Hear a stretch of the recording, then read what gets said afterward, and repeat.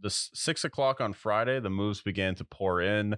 We had Draymond re-upping his contract with the Warriors, 4 years, 100 million, and a notable other signings. So, just thoughts on everything here. And I see breaking news right here that Anthony Edwards has agreed to a max rookie contract, 5 years, 260. Congrats, Anthony Edwards. Definitely well deserved. He's played really well so far in his career. I think he's been a bright spot for Minnesota. He's definitely been the reason that they've been getting to the playoffs, not Karl Anthony Towns. So I think the best player on that team is not the guy who changed the game. It's not the guy that will be remembered as an all-time great in Karl Anthony Towns, self-proclaimed. It'll be Anthony Edwards. So I think much deserved for him. Shout out to LaMelo Ball as well. He went out there, got a bag. So just going to go through here, run through every team's moves so far for free agency. Then we can go over, give them a quick grade. Celtics went ahead, got O'Shea Brissett, 2-year deal. Don't know who that is. And then Kristaps Porzingis in the 3-team trade. Go ahead and give them a B+. Yeah, I'd give them a B plus. They obviously they got rid of Marcus Smart, which was a big loss for him. But depending on what they do with Grant Williams, at the moment I'll give it a B plus because I think they're a lot more dynamic now and can compete with a team like the Nuggets more. Okay. And then the Nets, Cam Johnson returns, showed some promise last year. Dennis Smith Jr., that's a callback. Yeah, and I then haven't heard that name since 2018. and then the Warrior killer himself, Lonnie Walker Jr., agrees to a deal. That's actually really nice. I would give the Nets a minus here. I really like their moves. I think they're a lot more Yeah. dynamic now, and those were great signings, great role players. Yeah, great role players, especially if you're trying to set up a Damian Lillard trade, potentially, if he's not locked up. We'll get into that trade later. But if you're looking to go out and get him, you signed a lot of guards, definitely have a lot of capital there. And then Hornets signed LaMelo Ball to an extension. Congrats to him. He went out there and got his money. For me, he's been someone that's been awesome whenever he's on the court. He just doesn't play that much. Yeah, he's been banged up a lot. I would give this a B minus. You lock up your star, which is great, Yeah. but at the same time, I want to see LaMelo play a full season again. Rookie season was phenomenal, but other than that, he's been banged up. I hope he can stay healthy for a full season. And then Chicago signs Javon Carter. Kobe White returns. I'll give that like a D plus. I don't know why, but he just didn't do anything. Yeah, they re-signed Vucevic too. They're just a team that's in the worst part in the NBA, just the 10 to 20 range. Like they're not terrible, but they're not good. It's like Yeah. you really should consider trading Zach LaVine or just blowing it up or making a big swing because right now you guys are in the worst part of the NBA. Yeah, I would honestly explore trading Zach LaVine for Paul George, eat a salary dump, and then the Clippers get someone that can stay healthy. Yeah, not a bad trade. And then Cavs, Karis LeVert returns. They signed George Niang and Max Strus. Yeah, I would give this a B here. I think this makes their team a little bit better. Sure. Yeah. And then Cavaliers also are exploring trading Darius Garland as well. That was kind of out of left field, but I guess like him and Donovan Mitchell, maybe you want it's like a Jalen and Jason situation where they see like two stars that do the same thing. I don't know. Yeah, I was kind of confused by that. I would consider more Donovan Mitchell. I feel like Donovan Mitchell can be inconsistent. Let's see what you can get for Darius Garland, but I was kind of confused by that initially. And then okay, so I'll give the Cavs a B here. Like nothing crazy, but you got okay. And then the Dallas Mavericks signed Seth Curry. Never should have let him go. Dante Exum had no idea he was still in the league. Kyrie Irving signs a 3-year, I believe, $160 million deal. Sounds about right. And then Dwight Powell returns. So for the Mavericks, I give them a F here. You kept Kyrie Irving.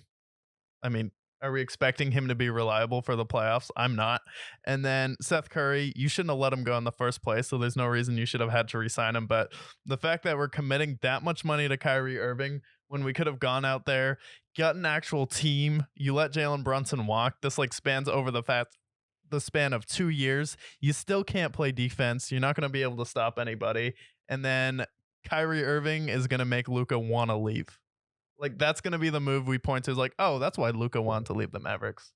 I would give him a better grade. I would give him like a C plus because I think that Dante Exum was going to be better than we remembered him to be. He's been playing overseas for the last several years now.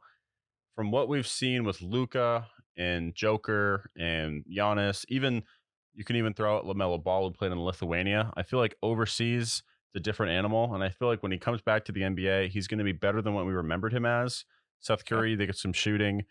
They signed Dwight Powell. The Kyrie Irving trade is probably going to go back to blowing him up in the face, which is why I have him at C plus. Yeah, because you could have got Jalen Brunson for cheaper. Yeah, And then Denver, Justin Holiday agrees to a 1 year deal. Okay, that's fine. A little gritty 3 and D guy.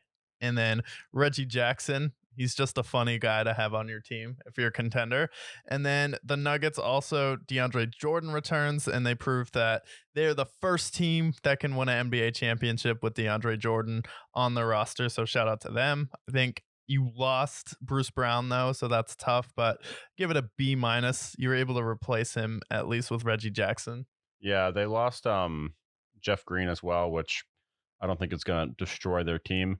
I'll just give it a B minus. I mean, they got. I don't think they're going to be able to keep all of them, so you expect some turnover. But getting Reggie Jackson to replace Bruce Brown, I think, will be formidable. And then Pistons, Monte Morris, F. I Who don't cares? I don't Fuck know the why it's Pistons. Detroit. Who cares? Done so. Golden State Warriors, Draymond returns on a 4 year deal. Well deserved, $100 million, so 25 mil a year. I think that's a good salary for Draymond. I don't think that's overpaying for him, so I think he's more valuable than Clay. And then Corey Joseph, throwback to the Spurs. And then CP3, I give this a C plus for the Warriors. You lost Dante DiVincenzo. I don't think Corey Joseph replaces him. And then Chris Paul, are we really relying on him to make a deep run in the playoffs? Yeah, I'm very questionable. I'm going to give this a C minus because I don't know how Chris Paul complements Steph Curry's game. Draymond, it's like a legacy thing. All right, you're going to keep him. You're going to maybe pay a little bit more than maybe need to. I think 20 million in a year is a little bit better. 25, it's not going to break their bank, but they're going to need to transition. Maybe they consider trading Clay. Um, there's a lot of pieces they still got to fill, but I'm not optimistic. Okay. Then we have this era's Brothers in Houston now. Dylan Brooks, 4 years, $80 million. Congrats, bud. You're the clown of the playoffs. You're the clown of the NBA. Everyone was going to banish you to the Shanghai Sharks, but you were able to go out there, get 4 years, $80 million, $20 million a year with no state income tax. Congrats to Dylan Brooks. And then Fred Van Fleet also got a bag. And then they signed Jacques Landale to a 4 year deal, which pretty much wraps up Phoenix's season. Thoughts on the Rockets? Yeah, I mean, I like the Fred VanVleet signing a lot. They got Jalen Suggs there, and they're a team. They've been rebuilding the last few years after James Harden, and I feel like now they're ready to compete for the playoffs. I think they could make the playoffs next year as like a seventh or eighth seed, but I like the direction they're going in. Okay. And then Pacers signed Bruce Brown to a 2 year deal. Love that for them. Tyrese Halliburton agrees to a 5 year extension. Probably the most underrated star in the NBA that no one knows about, but look out for the Pacers to be a sneaky good team.